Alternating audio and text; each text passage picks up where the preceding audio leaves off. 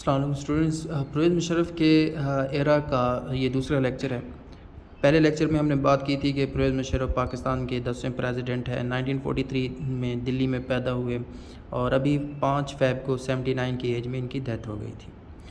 تو انہوں نے ایز پریزیڈنٹ آف پاکستان جن ریفارمز کا اپنی ایرا میں جن ریفارمز کا سٹارٹ کیا تھا وہ کون سی تھیں، ان کے متعلق بات کر رہے تھے۔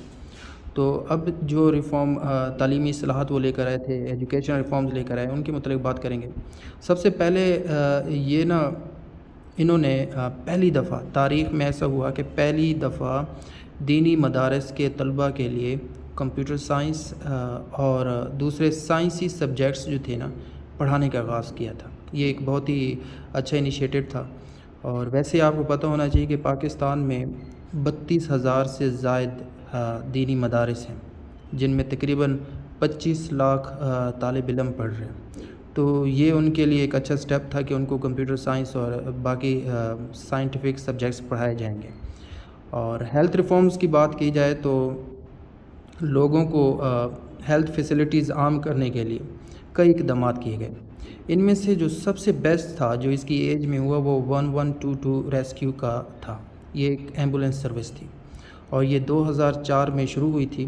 سب سے پہلے لاہور میں سٹارٹ ہوئی تھی اور اس کے بعد پنجاب کے 36 کے قریب جو ڈسٹرکٹس ہیں ان میں یہ پھیلا دی گئی تھی، اور جن کے ذمہ یہ کریڈٹ جاتا ہے ایمبولینس 112 کا، وہ چودھری پرویز الہی ہیں، اور چودھری پرویز الہی اس وقت جنرل پرویز مشرف کی گورنمنٹ میں کام کر رہے تھے۔ اس کے بعد بات کریں گے اکنامک ریفارمز کی۔ تو جنرل پرویز مشرف کے دور حکومت میں تمام تر حکمت عملی جو تھی وہ معاشی ترقی کی سمت میں ہی رہی، اور ایک اچھا دور تھا ڈکٹیٹرز میں یہ دوسرا ایک ایسا اچھا دور تھا جس میں اچھی بھلی پاکستان کے GDP بڑی ترقی ہوئی۔ روڈز جو تھے وہ گاؤں سے شہر تک، شہر سے گاؤں تک عام ہوئے۔ خیر، اب مزید کیا ہوتا ہے کہ اسی دور میں ایک بہت بڑا حادثہ پیش آتا ہے امریکہ میں۔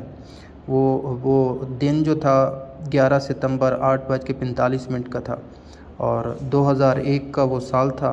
امریکہ کے شہر نیو یارک میں ورلڈ ٹریڈ سینٹر پر حملے ہوتے ہیں، اور یہ جو حملہ تھا ایک طریقے سے دنیا میں اس نے تہلکہ مچا دیا تھا، کیونکہ امریکہ میں تقریباً 3,000 کے قریب لوگ مر گئے تھے۔ تو World Trade Center New York میں یہ حملہ ہوا تھا۔ اس کے چلتے ہی پاکستان پہ بھی اثرات آئے، پڑوسی ملک جو ہیں ان پہ بھی اثرات آئے، اور پاکستان کی جو صنعتی اور معاشی طور پہ وہ جو ترقی کر رہا تھا، کہیں نہ کہیں اس ایک حادثے کی وجہ سے وہ بھی شکار رہے۔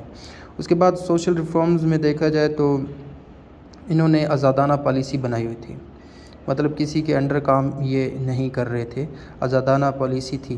اور یہ وہ دور تھا جب ایک جانب افغانستان میں سوویت یونین کے بعد امریکہ کی مداخلت نے حالات خراب کر دیے تھے۔ اب سوویت یونین، میں نے پہلے بھی آپ کو بتایا تھا کہ 1979 میں یہ سوویت یونین رشیا جو تھا وہ افغانستان میں گرم پانیوں کے گرم جگہ پہ جانے کے لیے رشیا وہاں پہ گیا، اور پھر افغانیوں نے پاکستان کی مدد سے رشیا کو وہاں سے نکالا۔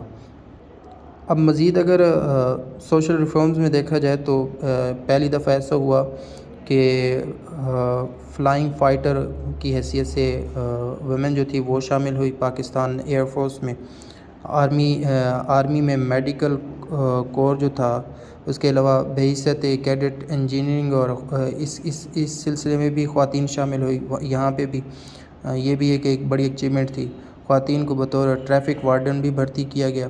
ایک خاتون ڈاکٹر شمشاد اختر کو governor state bank of Pakistan بھی بنایا گیا۔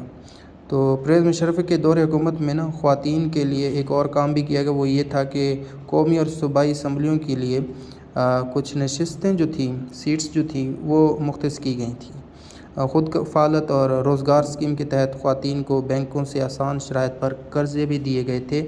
تو یہ اس کی گورنمنٹ کی ایک اچیومنٹس تھی۔